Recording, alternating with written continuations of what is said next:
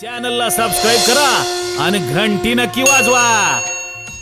एका माणसाला आपला बैल विकायचा असतो, पण प्रेम कसं असलं पाहिजे। एका माणसाला आपला बैल विकायचा असतो, ज्या बैलाची किंमत 50,000 रुपये असते, हा माणूस बैल विकायला जातो, पहिला माणूस येतो, विचारतो बैल कितीला, हा म्हणतो 50,000ला, हा म्हणतो 50,000 घ्या बैल द्या। हा त्याला विचारतो तो तंबाखू खाता का, तो म्हणतो मी तंबाखू खात नाही। हा म्हणतो तुला बैल देत नाही, पुढं काय होतं समोरून 70,000 रुपये देणारा येतो, हा त्याला विचारतो तंबाखू खातो का, तो म्हणतो मी तंबाखू खात नाही। हा त्याला बैल देत नाही, शेवटी 1,00,000 देणारा येतो, तरी म्हणतो हा दादा तंबाखू खाणाऱ्याशिवाय बैल कोणाला देणार नाही हो। शेवटी 35,000 रुपये देणारा येतो, आता म्हणतो आता तरी बैल द्या। हा त्याला विचारतो तंबाखू खातो का, तो म्हणतो मी तंबाखू खातो। हा त्याला बैल देतो दादा। काही वेळानं हा घरी जातो, बायको विचारते बैल विकला का, हा माणूस म्हणतो बैल विकला, कितीला विकला, हा म्हणतो 35,000ला विकला। बायको म्हणते ज्या बैलाची किंमत 50,000 होती, तो बैल 35,000 कसा विकला।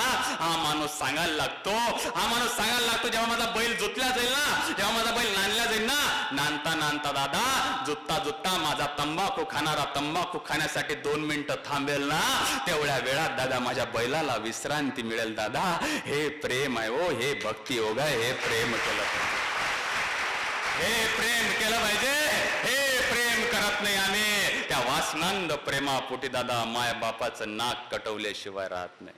एका माणसाचं एका स्त्रीवर प्रेम याच्यासाठी असतं, लग्न याच्यासाठी करतात ते, हा माणूस तिच्याशी लग्न याच्यासाठी करतात की ती सुकेशनी असते, तिचे केस कमरेपर्यंत लांब असतात, म्हणून हे व्यक्ती प्रेम करतो, लग्न करतो। पण काही वर्षानं घरची परिस्थिती पालटल्या जाते, काही वर्षानं घरची परिस्थिती पालटल्या जाते, खूप गरिबीचा प्रसंग येतो, लग्नाचा 10वा वाढदिवस येतो, या माणसालाही वाटतं बाईला काहीतरी दिलं पाहिजे, त्या पत्नीला सुद्धा वाटते पतीला काहीतरी दिलं पाहिजे, पण 18 विश्व दारिद्र्य काय देणार। या माणसाला लग्नामध्ये सासऱ्याकडून एक घड्याळ भेट असते, घड्याळ। मग हा माणूस काय करतो, आणि त्या पत्नीला या माणसाच्या डोक्यात असतं की तिच्या डोक्यासाठी काहीतरी पिन घ्यायची। मग ही बाई काय करते, सासऱ्यानं दिलेला घड्याळचा पट्टा भरपूर वर्षाआधी तुटला असतो, मग बायको काय करते, स्वतःचे केश वपन करते, आणि त्या घड्याळीसाठी पट्टा घेते दादा।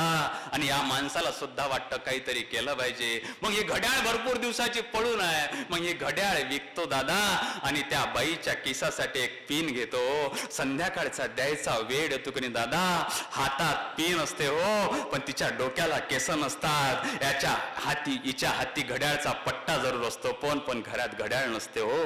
हे प्रेम केलं पाहिजे हो, ही प्रेमाची पवित्रता आहे दादा। हे प्रेम करत नाही, प्रेम प्रत्येकावर केलं पाहिजे, सासू सासऱ्यावर प्रत्येकावर प्रेम केलं पाहिजे, पण आमच्या मुली असो सुना असो नाही करत प्रेम।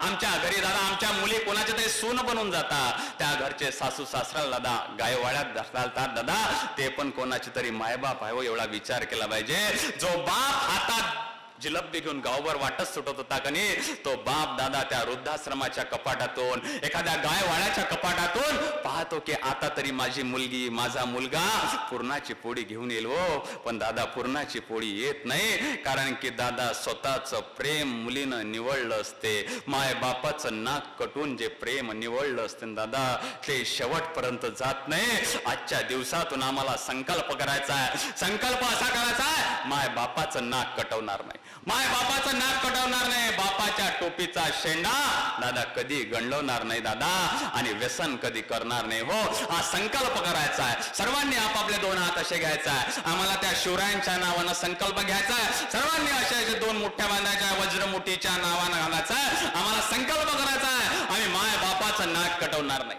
माय बापाचं नाक कटवणार नाही, टोपीचा शेंडा कधी गंडू देणार नाही, आणि व्यसन कधी करणार नाही। चला बोलो जगदंब जगदंब जगदंब, छत्रपती खड्गधर कवळीमाळ चापधर, वज्रतेज रुद्रस्वर, जगदंब जगदंब।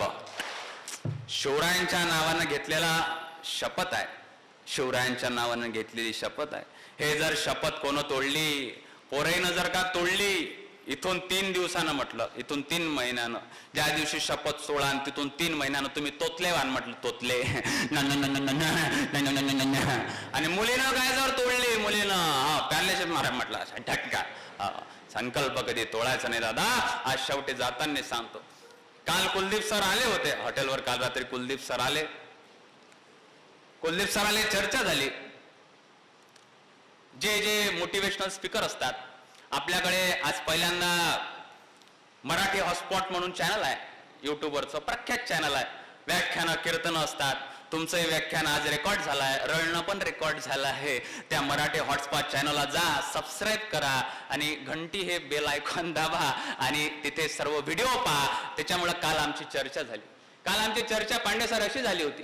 काल आमची चर्चा अशी झाली होती, जे काही हे मोटिवेशनल स्पीकर असतात, जे काही हे सगळे वक्ते असतात, हे मुळात फार आतून एक नंबरचे पोचट असतात. सांगतो मी माझ्या सहित सांगतो.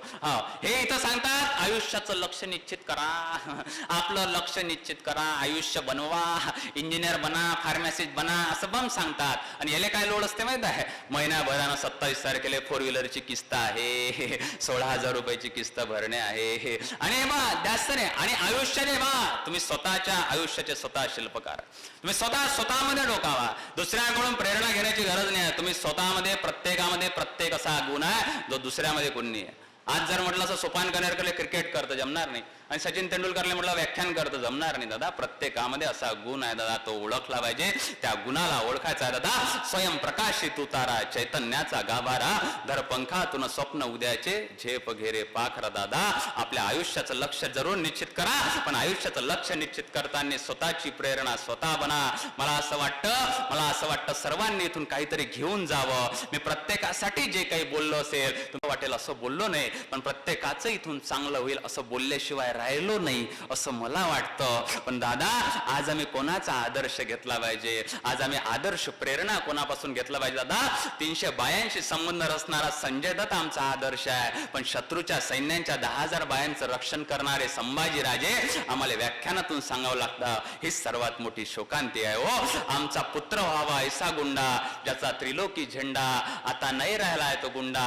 असा पुत्र व्हावा गुंडा, ज्याच्या हाती हिरो होंडा, जो मायबापाच्या मारते हांडा, बायकोच्या समोर मिरवते गोंडा.